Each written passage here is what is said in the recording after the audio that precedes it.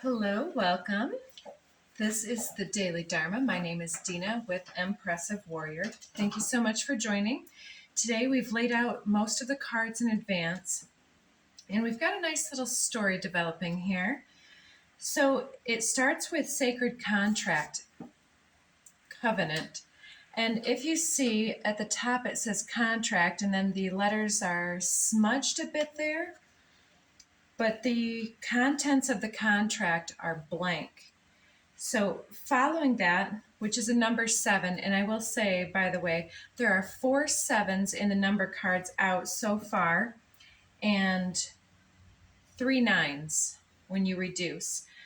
And for the more interested of you in numerology, we have 2 38s, 2 25s, 2 43s, I believe.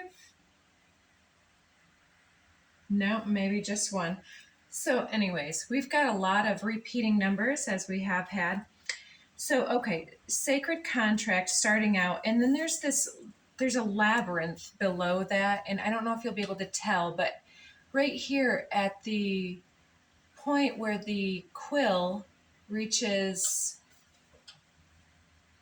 the base of that labyrinth below it, there's almost this gyroscope. Is that what they're called? The old, I think they were a navigational tool. Anyways, I'm seeing that here.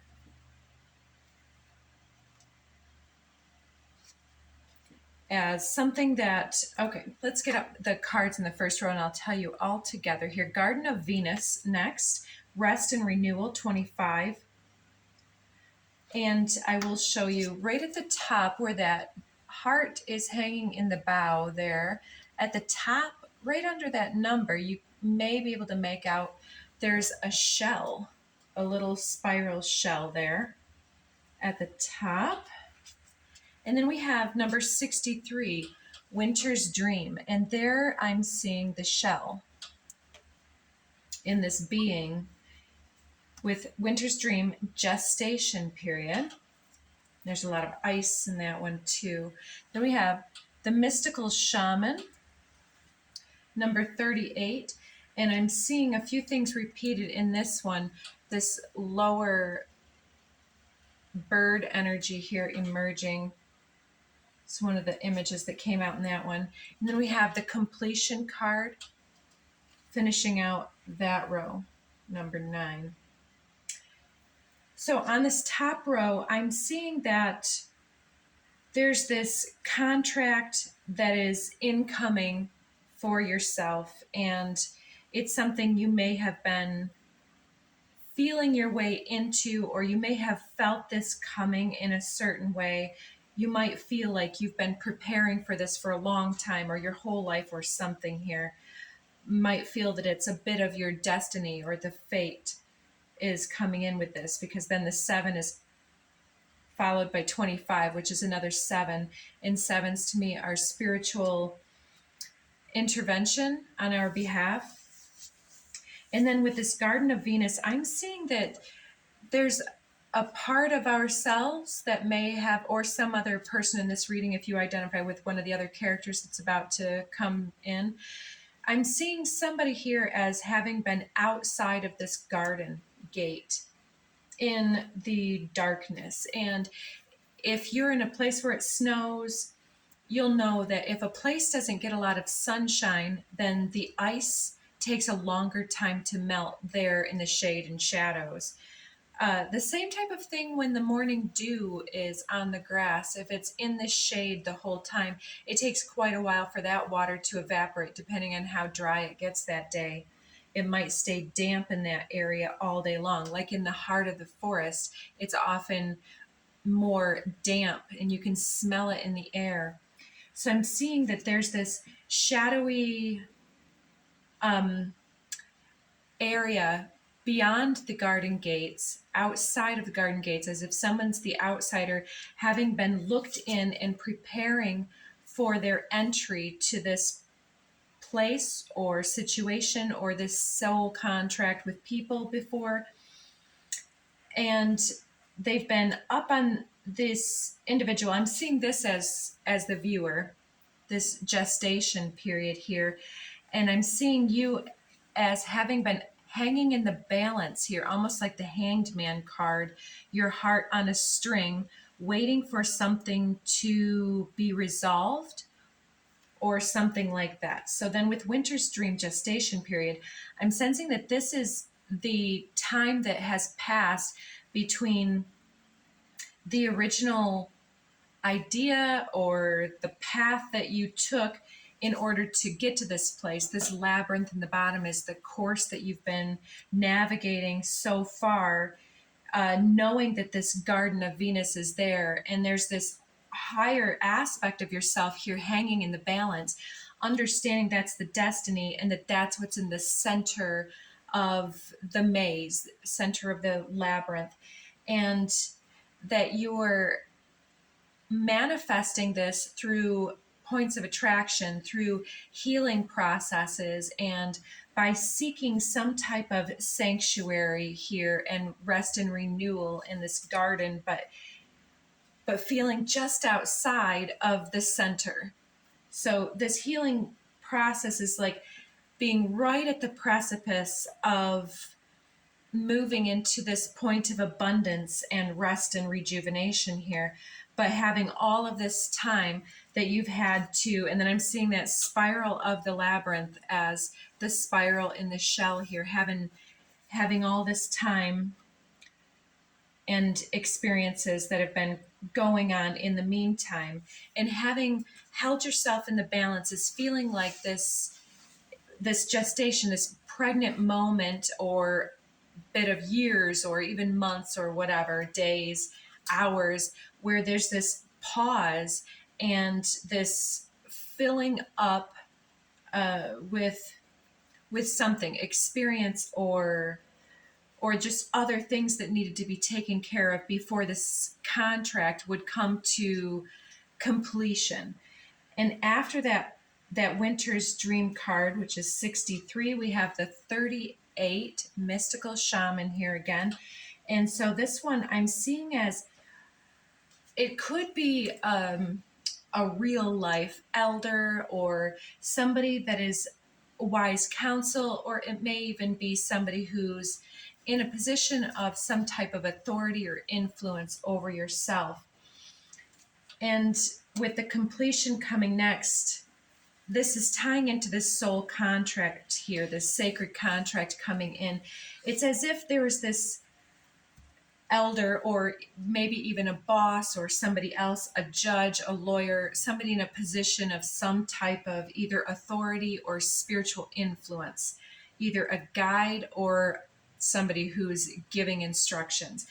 And I'm seeing that on the higher dimensions, this is like the way that the Holy Spirit or the spirit of everything that is kind of works through the third dimension in many shapes and forms and symbols in order to help us to wake up from our dream and wake up from our stagnant cycle where we're almost frozen in time and space instead of continuing to advance, because most often the biggest things standing in our way are just our own fears, our own reservations, our own self-imposed limitations. So there's this rest and renewal where we're gathering the strength and courage and the skills to surpass this.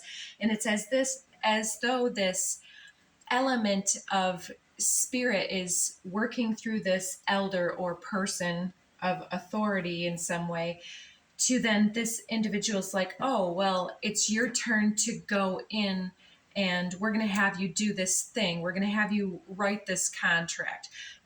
Or like maybe having a dream job coming in and they're like, well, we really want you to be happy here. So we want you to set your own hours. We're going to have you set your own team up and all these other things.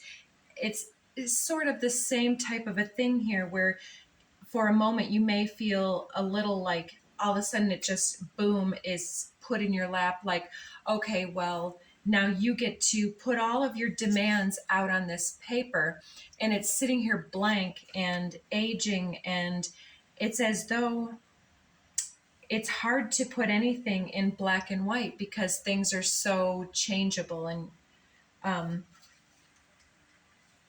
in some regard here. So I feel like a couple of things with this as well, that this top row is suggesting too that this gestation period is coming to a close.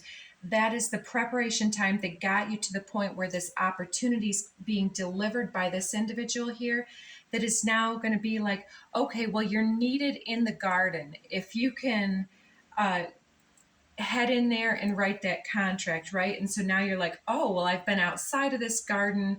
I've been outside of this meeting. I've been on the outsides of this tribe or group. And all of a sudden you're invited in. But there's a task. You're like this scribe or messenger or somebody who's maybe delivering some type of presentation or something else here, because there's like this script here with this blank contract, and you're supposed to be writing something on here. But this mystical shaman, I feel, is witnessing some type of growth process that you thought no one was witnessing. And that then there's this completion point where they're proud of the work that you're doing. Spirit is proud of the work that you're doing. And I'm seeing this completion as like this mirror on the wall, this mirror on the wall, who's the, I don't know, somethingest of them all that gets this opportunity. I had a reading a couple days ago. It must have been Tuesday. I was having some difficulty recording ever since last Friday. And so the Tuesday readings, I uploaded 2 separate readings. One was rising head and shoulders above others through some type of opportunity. And it didn't upload and it got deleted. So it's not there now, but this is coming back around where it's down here as well. And so then there's this point where it's like you've emerged into people's awareness and you're getting this opportunity. So it's almost like with the completion of the previous gestation period, there's this spark, and this is this completion and moving through this portal into a new awareness. And once you kind of come out on the other side, it's like, which way do I go now? If I'm writing my demands, what actually gets put into paper? The second row here, we have Feast of Plenty, choices and their consequences, which I'm seeing as directly following this for a reason. It's like trying to look into the future with this crystal ball and to look into the mirror, to scry out who's looking back at me and what has changed and what are people seeing in me, and like seeing a new you or something like this. But there's some kind of image coming through both that mirror here, that portal, and also seeking the guidance with this crystal ball. But this 20 card is like the Judgment in the tarot and the 2 of Swords to me. And I'm seeing it as though there's a split decision. There's a lot of factors that are being taken into consideration. And this may even be between 2 individuals, with this sacred contract coming with this directly below and the 2 swords. It's like maybe 2 air signs, 2 lawyers, 2 judges, something with justice and making clear and decisive choices to cut through anything extraneous and come down to the brass tacks of the matter, so they say. And so I'm seeing that there's a lot of things that have been done in the past, that this is part of this completion we were talking about, letting go of lower negativities and lower attachment energies by choice, and focusing on what is being gained, focusing on the space that's created, not on what is being gone without this thing.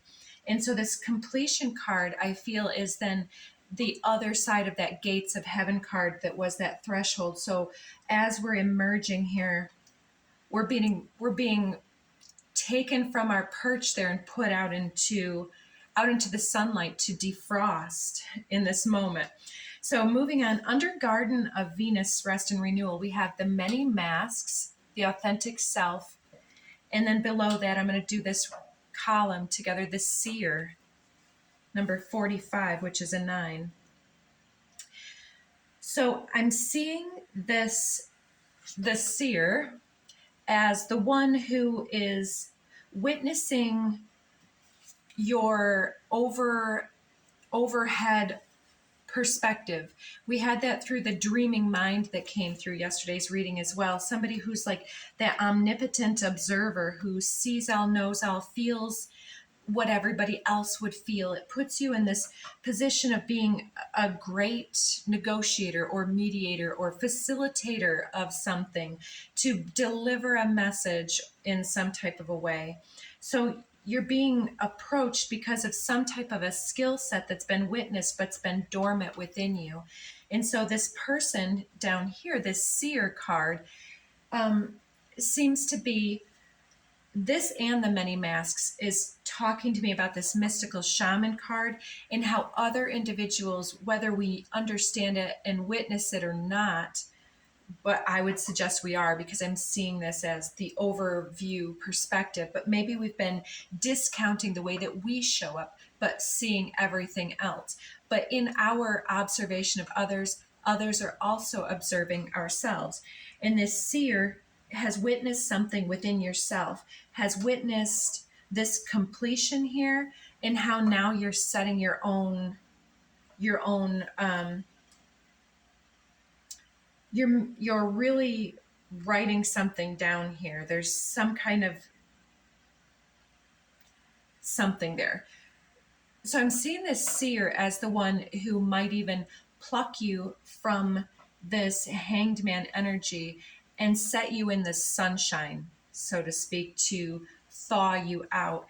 And maybe it's just somebody bringing to your attention all of the skills that you overlook, or the way that other individuals see you, or somebody who's,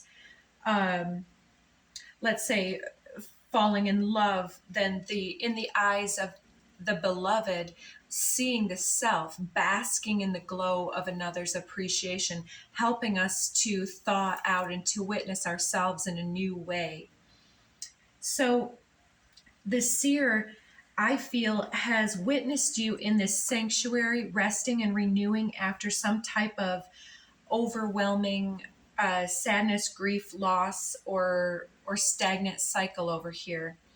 Finishing up this here, they've witnessed you in that sanctuary wearing all of these various masks, and like the person that wears many hats, for instance, is someone who does many things at once and can go from one type of persona to another and do multiple things. And so I feel like they're witnessing the Holy Spirit working through yourself, and how you are using your choices and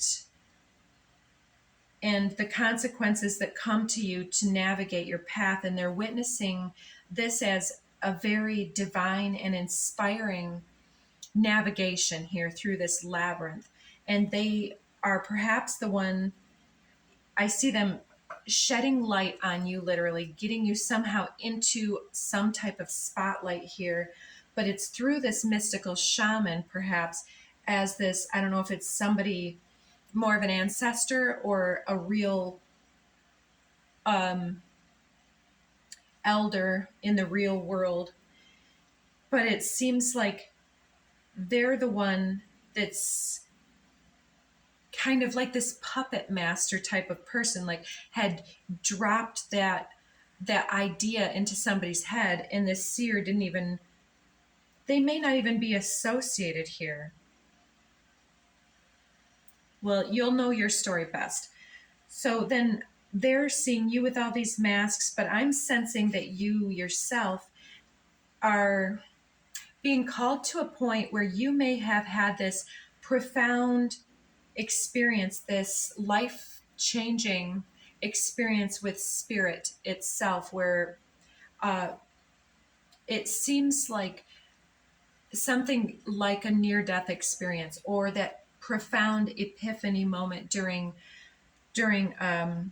highly conscious meditation, where this one time I was really in the zone and I went further than I had gone before, and I had this sunrise type of essence on the third eye, and it was as if everything became white, and I wasn't as conscious of my body. I felt that oneness with all that is. And so it was like this being here looks almost like a statue, like a bust. It has no arms, the eyes are closed, the head looks as though it's kind of separate, like there looks like to be a separation, like it's kind of screwed onto the head, and the head is screwed onto the neck and shoulders in some type of a way.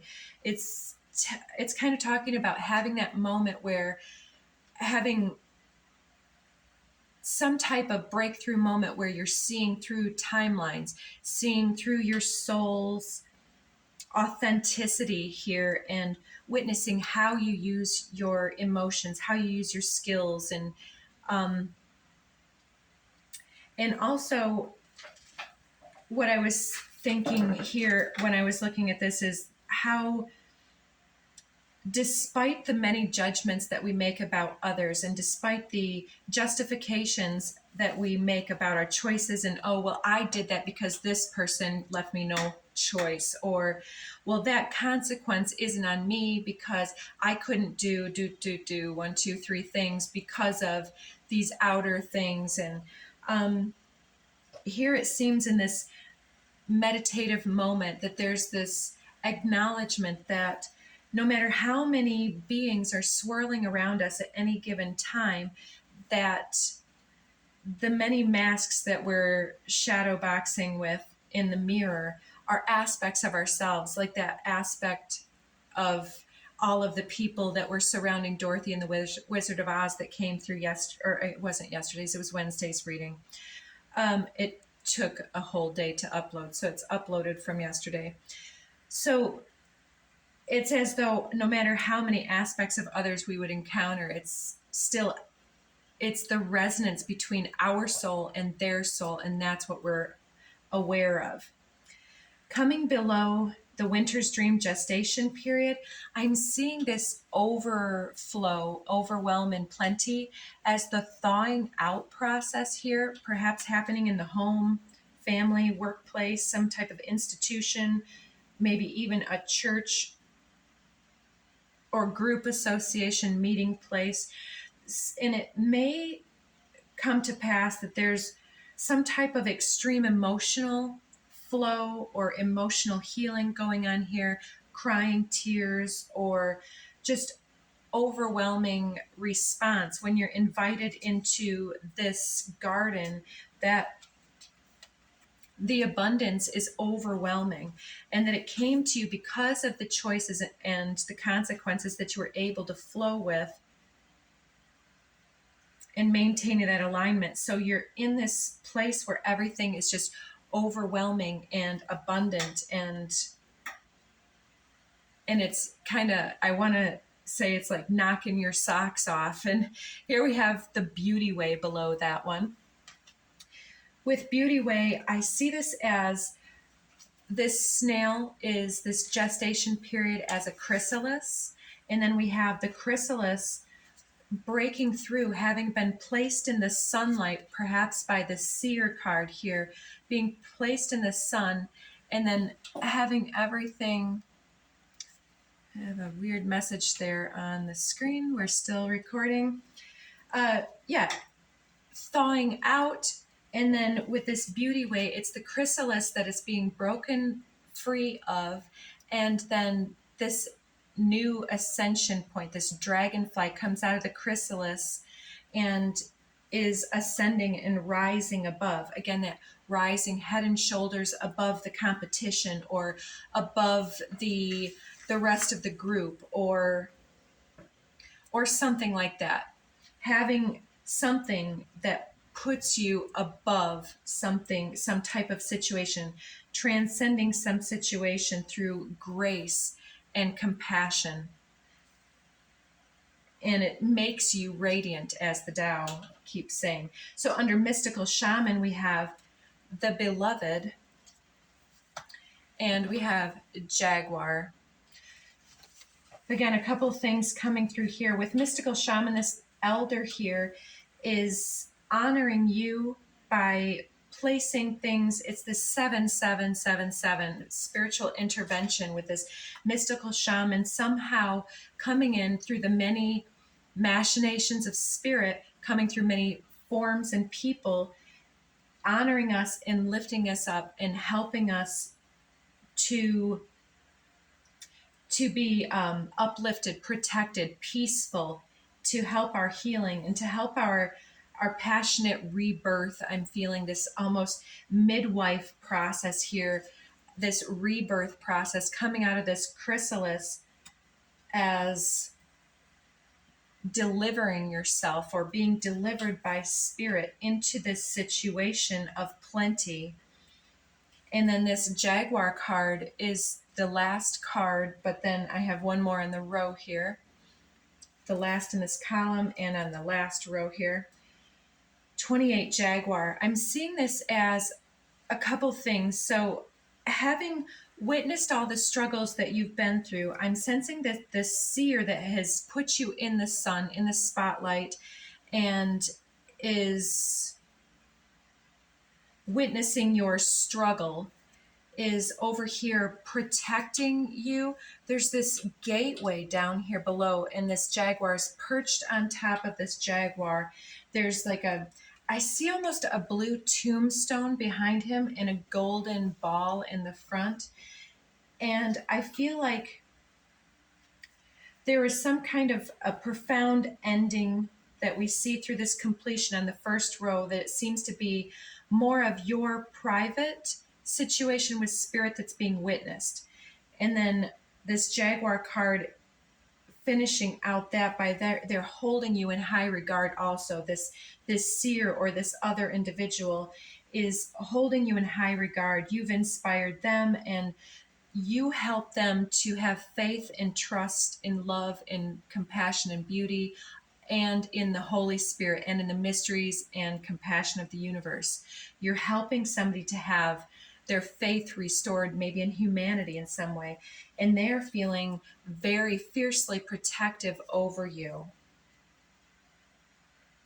And then so under the completion card, I'm seeing this holy mountain here as this Holy Spirit viewing you down here like this fledgling that has just completed its feathering and has been branching in the tree, and you're ready to take flight, just like this dew or the chrysalis moisture on the wings of the dragonfly, just flapping those wings to dry them off before initial flight. And I'm seeing this holy mountain card as putting you in the sun for that defrost, for the wings to dry before that initial flight here. But I'm also seeing this as a point of victory, that spotlight that comes in, and also this meditation point where you're basking in this enormity of this golden sunlight here. So whatever you're writing here seems to be really profound and helpful to a large amount of people, but particularly some long held dream for yourself. So to finish this out, how are we doing on time? No worse than normal. So this part, we always get the same cards. I keep saying this. There's so many repeated cards in this big deck. So under the deck, I have 48. In pursuit of knowledge, every day something is added. In the practice of the Tao, every day something is dropped. Less and less do you need to force things until finally you arrive at non-action. When nothing is done, nothing is left undone.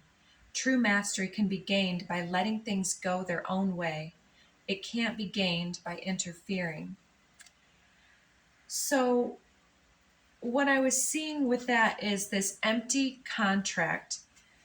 So, maybe you came in with a lot of, you can call it karma, to master some lessons, some hardships in early life, maybe some type of suffering that seemed profound. But it seems like in the early pursuit of knowledge and understanding to comprehend why is this happening to me, as they say, every day something was added and added and added during this gestation period. But during this release point at the completion, where all of these things that were not you, these frustrating things that were not of your authentic soul self, these masks were shed. And so every day you added and added until all of a sudden hermit crab outgrew the shell and needed to maybe look for a new home in some way. And then there was the Tao coming in every day since this spiritual awakening, since this dream point where you were awakened and put into the sunlight. Every day something has been dropped or released, and less were you trying to force things, until finally you witnessed how busyness was not productivity, and how sometimes rest and rejuvenation was the most productive thing that could happen. 67 was the Tao message that came out. Some say my teaching is nonsense. Others call it lofty but impractical. Because, yeah, you got to get up and do something, right? That's the third dimension. But to those who have looked inside themselves, this nonsense makes perfect sense. And to those who put it into practice, this loftiness has roots that go deep. I have just three things to teach: simplicity, patience, compassion. These three are your greatest treasures. Simple in actions and in thoughts. You return to the source of being. Patient with both friends and enemies. You accord with the way things are. Compassionate towards yourself. You reconcile all beings in the world. So yes, something about that compassionate inner cycle has definitely helped here. And if you're writing something and you have writer's block, it's about the not knowing. I would say that the most impressive thing is to give one of those, and I saw that card that was on top was convince yourself, not others. It's like one of those things that you can say so much, but then at the end